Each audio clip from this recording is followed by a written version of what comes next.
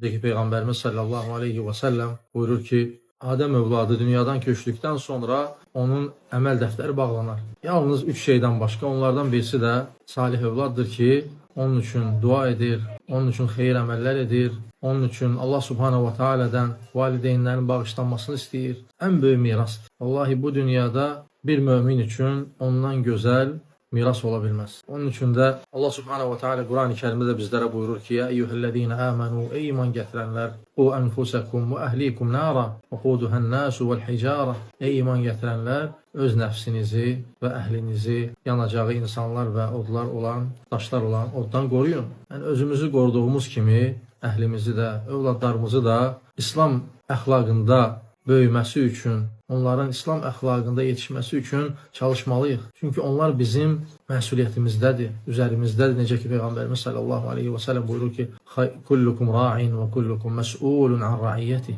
Hər biriniz məsulsunuz öz əlinizin altında olanlardan. Bizim övladlarımız da Allah subhanahu wa ta'alənin bizlərə olan əmanətidir.